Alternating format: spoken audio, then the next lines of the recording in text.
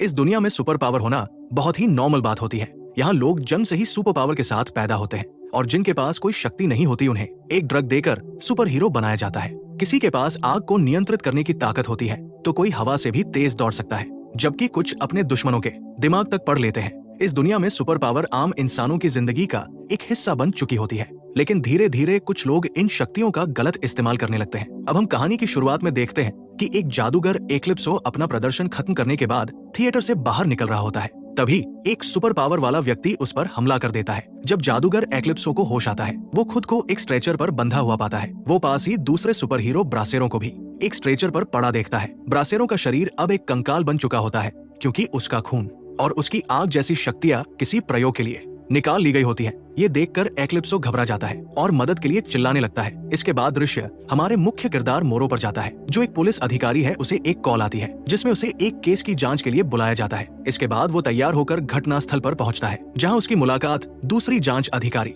Cecil शाल्जमैन से होती है। सेसिल उसे घटना के बारे में बताती है। कुछ सुपर ह्यूमन ने एक नाइट क्लब में आग लगा दी, क्योंकि उन्हें अंदर जाने से मना कर दिया गया था। मोरो फिर दूसरे अधिकारियों को फॉरेंसिक टीम बुलाने का आदेश देता है, लेकिन जल्द ही उसे पता चलता है कि वे पहले ही जांच करके जा चुके हैं। इसका मतलब था कि वो एक बार फिर काम पर देर से पहुंचा था। बाद में पुलिस स्टेशन में सुपरिंटेंडेंट मोरो को बुलाता है और उसकी हाल की लापरवाही के लिए उसे डांटता है। फिर वो सेसिल को उसकी नई पार्टनर के रूप में परिचित करवाता है, जिसके साथ अब वो काम करेगा। उनकी बातचीत से पता चलता है कि मोरो पहले पैक रॉयल नाम की एक सुपर हीरो टीम का लीडर था, जिसमें गिगामैन, कैलिस्टा और हेनरी शामिल थे। लेकिन गिगामैन की दुखद मौत के बाद उसने उनके साथ काम करना छोड़ दिया और टीम भी टूट गई। तब से मोरो एक विशेष अधिकारी के रूप में सुपर ह्यूमन लोगों को पकड़ने का काम करने लगा।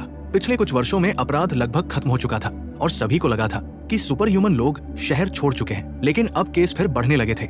इसलिए सुपरिंटेंडेंट चाहता था कि मोरो और सेसिल साथ मिलकर काम करें। उसी दिन बाद में मोरो और सेसिल को एक और ऐसी ही घटना की खबर मिलती है। वे एक पुलिस टीम के साथ तुरंत मौके पर पहुंचते हैं, जहां उन्हें पता चलता है कि एक लड़का अपनी आग जैसी शक्तियों से पूरे स्कूल में दहशत फैला रहा है। स्थिति की गंभीरता को देखते हुए सेसिल टीम को हथियार तैयार करने का आदेश देती है, लेकिन मोरो शांतिपूर्ण तरीका अपनाने का फैसला करता है। वो अपने सारे हथियार नीचे रख देता है और धीरे धीरे लड़के के पास जाता है, उसे समझाते हुए कि कोई भी उसका दुश्मन नहीं है। वो अपनी बातों से लड़के का भरोसा जीत लेता है और उसे हिरासत में ले लेता है। अधिकारी उस लड़के से कुछ सीरम की ट्यूब्स भी जब्त करते हैं, जिन्होंने उसे ऐसी शक्तियां दी थी। वहां से जाने से ठीक पहले मोरो गिगामैन की घबराई हुई बेटी लिली को देखता है, जिसके पास भी कोई सुपर पावर होने का संकेत मिलता है। इससे पहले कि मोरो उससे बात कर पाता, उसकी माँ उसे घर ले जाती है। दूसरी ओर इस्माइल नाम का एक युवक गुप्त रूप से टीनेजर्स को ये सीरम बेचता दिखाया जाता है। इन सीरम को सूंघने के बाद टीनेजर्स को सुपर पावर मिल जाती है, जिसका वे मजे के लिए इस्तेमाल करते हैं। मोरो हेनरी से मिलने जाता है, जिसके पास पल भर में गायब होने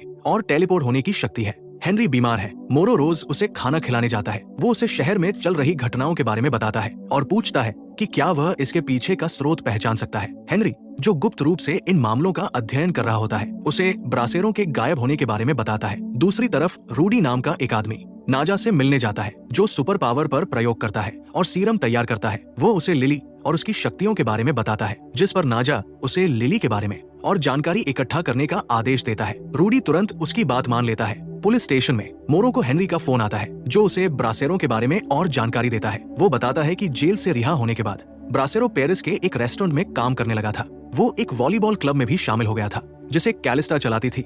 इसके बाद दृश्य कैलिस्टा पर जाता है, जो अपने छात्रों को खेल की ट्रेनिंग देती दिखाई देती है। इसी दौरान वो नोटिस करती है कि उसका एक छात्र अजीब व्यवहार कर रहा है। वो कुछ पल उसे घूरती है और उसे एक दृश्य दिखाई देता है, जिसमें उस लड़के की पिटाई हो रही होती है। इसके परिणाम स्वरूप वो लड़के के पास जाती है और उसे चेतावनी देती है कि जिस भी गैर कानूनी काम में वो शामिल है, उससे दूर रहे। यहाँ पता चलता है कि कैलिस्टा के पास भविष्य देखने की शक्ति है। कुछ ही देर बाद मोरो उससे मिलने आता है और उसे चल रही मुसीबत के बारे में बताता है। वो कहता है कि उन्हें इस सब के पीछे के मास्टरमाइंड को पकड़ना होगा, वरना टीनेजर्स पूरा शहर तबाह कर देंगे। मोरो फिर उससे मदद मांगता है, लेकिन वो मना कर देती है। कुछ समय बाद मोरो और सेसिल को मेडिकल लैब से एक कॉल आती है, जहां फॉरेंसिक विशेषज्ञ एक शव की जांच कर रहा होता है। वहां पहुंचने पर मोरो एक टैटू देखता है और मृत व्यक्ति को ब्रासेरों के रूप में पहचान लेता है। इससे उसे एहसास होता है कि किसी ने उसके शरीर से खून की एक एक बूंद निकाल ली है और अब वही व्यक्ति उस खून का इस्तेमाल सुपर सीरम बनाने के लिए कर रहा है। मास्टरमाइंड तक पहुंचने के लिए मोरो और सेसिल उन लोगों के बारे में और जानकारी जुटाना शुरू करते हैं, जो इन सीरम को खरीदते और बेचते हैं। इसी दौरान वे अस्पताल जाते हैं ताकि कि एक टीनेजर से पूछताछ कर सके, जो पहले वाले नाइट क्लब मामले में शामिल था। शुरुआत में लड़का कोई जानकारी देने से मना करता है, लेकिन जब सेसिल उसे डराती है तो वो बता देता है कि इस्माइल ही वो व्यक्ति था जिसने उसे सीरम बेचा था। जैसे ही नाजा को पता चलता है कि पुलिस इस्माइल के पीछे पड़ी है, वो तुरंत अपने आदमियों को उसे ढूंढने का आदेश देता है, क्योंकि उसके पास बहुत सारे सुपर सीरम मौजूद है। लेकिन इससे पहले कि वे उसे पकड़ पाते, मोरो और सेसिल इस्माइल को उसके अपार्टमेंट में ढूंढ लेते हैं और इमारत के अंदर उसका पीछा करना शुरू कर देते हैं। एक समय पर इस्माइल एक टीनेजर की दुकान में छिप जाता है, लेकिन अधिकारी उसे गिरफ्तार कर लेते हैं। इसके बाद वे उसे पुलिस स्टेशन ले जाते हैं, जहाँ वे उससे जानकारी निकालने की कोशिश करते हैं, लेकिन वो एक शब्द भी नहीं बोलता। जब मोरो पास के रेस्टोरेंट में खाना खरीदने जाता है, तभी उसे हेनरी का फोन आता है। हेनरी उसे एक और सुपर हीरो एक्लिप्सो के गायब होने के बारे में बताता है, जिसके पास लोगों को अंधा कर देने की शक्ति थी।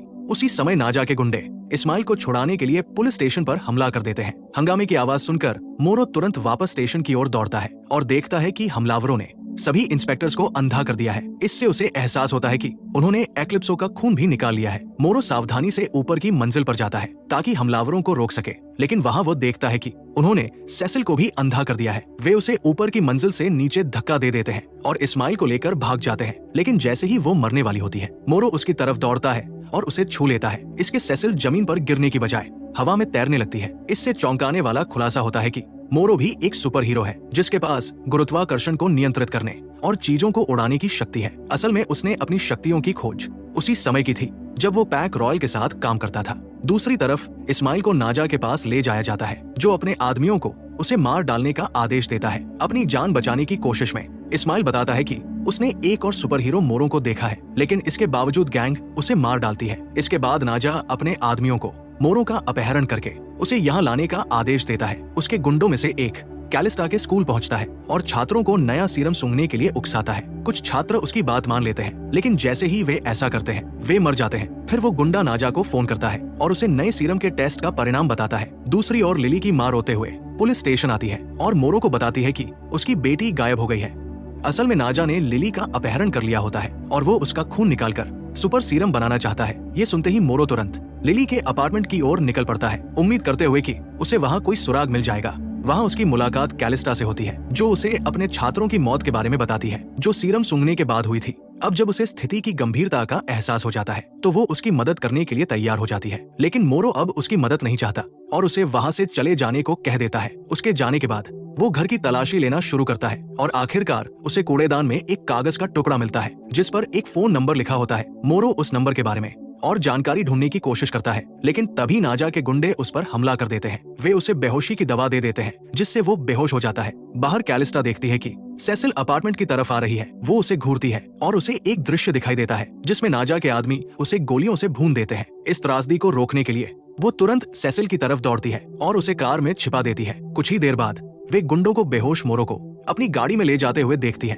सेसिल उन्हें रोकने का फैसला करती है, लेकिन कैलिस्टा, जिसने भविष्य देख लिया होता है, उसे सही समय का इंतजार करने के लिए कहती है। इसी दौरान मोरो का हाथ वैन को छू लेता है और बेहोश होने के बावजूद उसकी शक्ति गाड़ी को आगे बढ़ने से रोक देती है। ये देखकर गैंग के सदस्य डर जाते हैं, इसलिए वे उसकी छाती में 3 गोलियां मारते हैं और उसे गाड़ी से बाहर फेंक देते हैं। फिर वहाँ से भाग जाते हैं। खुशकिस्मती से मोरो की शक्ति उन गोलियों को अपने आप उसके शरीर से बाहर निकाल देती है। अगले दृश्य में लड़कियां उसे हेनरी के घर ले जाती है, जहां वे उसके घावों का इलाज करती है और उसे आराम करने देती है। बाद में बातचीत के दौरान सेसिल मोरो की असली पहचान के बारे में पूछती है। इसके जवाब में कैलिस्टा और हेनरी बताते हैं कि वे उससे अपनी एक मिशन के दौरान मिले थे। उनके लीडर गिगामैन मोरो की शक्तियों से इतने प्रभावित हुए थे कि उन्होंने उसे अपनी टीम का अहम हिस्सा बना लिया था। वे चारों कई मिशन साथ में करते रहे और उन्हें बहुत सफलता भी मिली। लेकिन एक दिन मोरो अपनी शक्ति का सही इस्तेमाल करने में असफल रहा, जिसके कारण गिगामैन की मौत हो गई।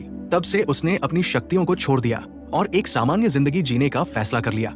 इन खुलासों के बाद सेसिल मोरो की जेब से मिला वो संपर्क नंबर उन्हें देती है। हेनरी उसे अपने कंप्यूटर में चेक करता है और पता लगाता है कि वो नंबर एलिजाबेथ का है, जो सुपर ह्यूमन शक्तियों में एक मनोवैज्ञानिक है। ये खुलासा होता है कि वो गुप्त रूप से अपने क्लाइंट्स की जानकारी नाजा को देती थी, ताकि वो उनके खून का इस्तेमाल करके सुपर सीरम बना सके। इसके बाद हेनरी बीमारी का बहाना बनाकर एलिजाबेथ के क्लिनिक में जाता है और चुपके से उसके केबिन में एक माइक्रोफोन लगा देता है। फिर वो उसकी बातचीत सुनना शुरू कर देता है। इसी दौरान उन्हें पता चलता है कि नाजा खुद भी एक सुपर ह्यूमन है, जिसके पास लोगों को सम्मोहित करने की शक्ति है। इसके बाद दृश्य कुछ दिनों बाद का दिखाया जाता है, जहां कैलिस्टा एलिजाबेथ का पीछा करते हुए नाजा के गुप्त ठिकाने तक पहुंच जाती है और आखिरकार उसकी लोकेशन पता कर लेती है। वो तुरंत ये जानकारी हेनरी और सेसिल को देती है और तीनों अपनी अगली योजना पर विचार करने लगते हैं। अगले दृश्य में हेनरी, कैलिस्टा और सेसिल नाजा के ठिकाने में घुस जाते हैं और उसके गुंडों से लड़ाई शुरू कर देते हैं, जो अब नई बिजली वाली शक्तियों से लैस होते हैं। इस भयंकर लड़ाई के बीच नाजा लिली को लेकर भागने की कोशिश करता है,